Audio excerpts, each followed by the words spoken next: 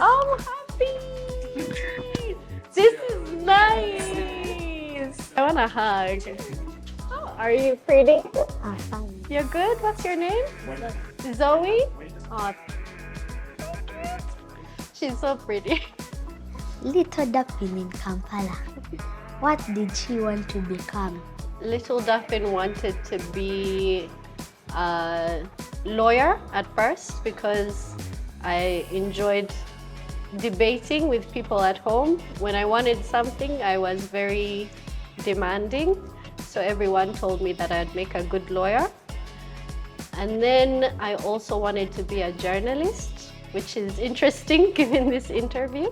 So yeah, those are the professions I wanted to do when I was young. That's nice. Do you always imagine yourself working with people? That's a good question. Yes, because I enjoy being around people. I enjoy getting to know people, talking to them. So I always knew that I wanted to be in an environment which was fun and, having an opportunity to get to know people. So yeah. Were you the organized girl in class or the one everyone came to for help? The organized girl or the one everyone came to for help?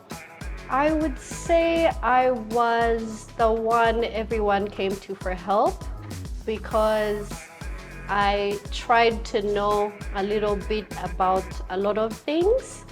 But when it came to being organized, my books would be in each and everyone's desk because we'd be sharing, our books to share notes after classes. So I would say no to being organized, but yes to people coming for help. Okay. Did you ever think you would one day lead HR for a growing company? No, I did not even consider HR as a profession when I was younger. I think HR became a reality for me closer to completion of my university degree. Then it became something that I was more interested in getting into. You started in administrative and sales roles. Did that teach you something leadership could not? Yes, specifically with the sales roles because they were very demanding and they required a lot of patience for me and getting to understand an industry that I didn't know a lot about. So I think it prepared me for leadership because in a leadership role, you're dealing with very many different people with different personalities, and it requires you to step outside what you think you know and do your best to learn and accommodate others. So, when you moved into recruitment, did you realize how much power there is in giving someone a job? Yes, I did. So when I started, when I got into recruitment, it was eye-opening, understanding what goes into hiring, what it is that companies look for when they're trying to get the best candidate for a role. And the reason I say it was eye-opening is because these are not things that we're taught at school.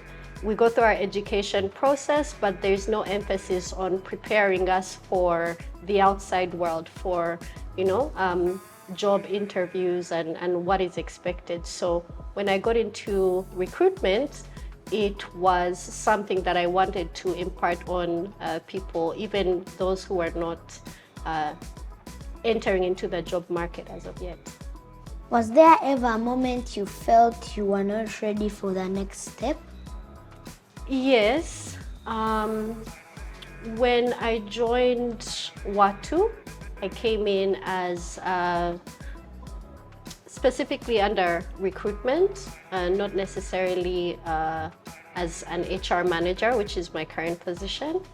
And when I was transitioning into this new role, it was very scary at first.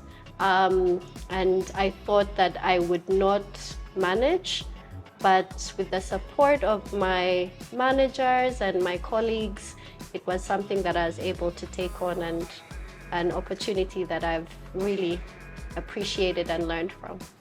Who was the first person who trusted you with responsibility? In my life, or do you mean at work? Maybe in your life. In my life, I would say my mother. She gave me the responsibility of helping out in the kitchen. It was, for a young girl, a very huge responsibility.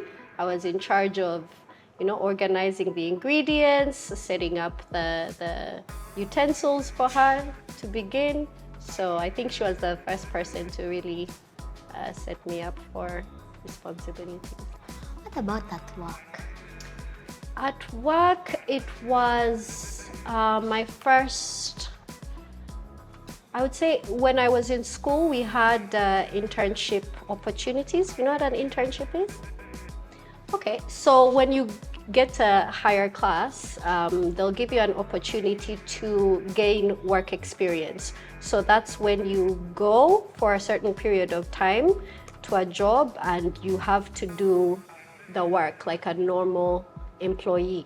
Okay, so for example, let's say we bring you to Watu and you get to be part of the HR department, and we give you roles and responsibilities. We can tell you to help us organize files, to call people in for interviews, right? So in school, we had work experience, and we were working in URA. And so I had an opportunity to do some serious adult work, and it was very scary, but also very interesting. I enjoyed it very much. When things felt heavy, who did you lean on? At work, my colleagues, we have a very solid group of people who work with us. We have a culture where it's open door policy, I have an opportunity to speak to our country manager, get advice on how I can improve. So I would say each and every one of my colleagues has been a great support in my career. If 10-year-old Daphine saw you now, what would surprise her the most? I think that she wears heels. But what would surprise her the most? One, that she's in HR, because like I said, I thought I would be a journalist or a lawyer. So the profession would surprise her. And I think also how confident she is, because I was very shy growing up. So yeah. What would you do today that makes that little girl proud? Sorry? What would you do today that makes that little girl that you were before proud? What do I do today that would make little Daphine proud? I think the ability to learn from people. Like I said, you're introduced to people from various backgrounds, and it's always important for you to know that you can always learn from someone, even if you have a difference of opinion, even if you don't maybe understand them very well. It's still important for you to take the best out of another person and also give them your very best. Finally, now I have a chance to interview you. We're switching roles. Are you ready? Okay. What do you want to become? I personally want to become a pilot. A pilot. Oh, wow. That's a very, very good profession. And what makes you feel confident? At school or at home? In general. Definitely what makes me feel confident is when people encourage me to feel confident and they cheer on me.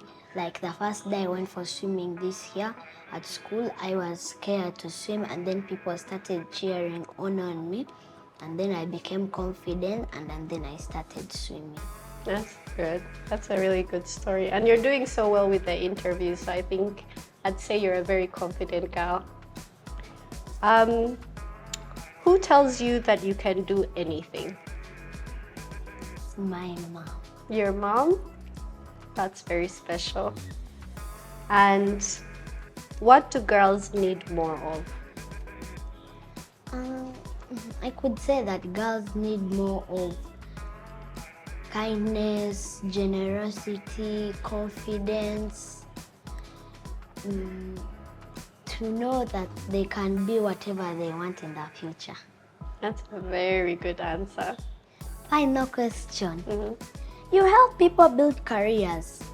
What do you hope girls like me will gain that maybe you had to fight for? That's a very good question. What I hope that girls can gain that I didn't quite have when I was getting into work was seeing women, strong women in positions of leadership. It's something that inspires you to want to emulate that for yourself.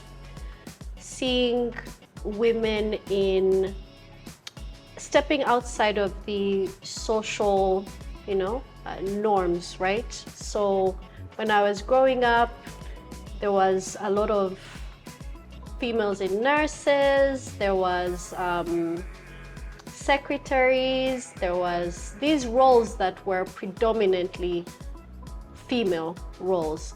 But now we can see women are presidents, we can see women are engineers, we can see women are pilots like you want. So my hope is that we continue to raise the bar so that the future little girls like yourself know that there's nothing that they cannot achieve.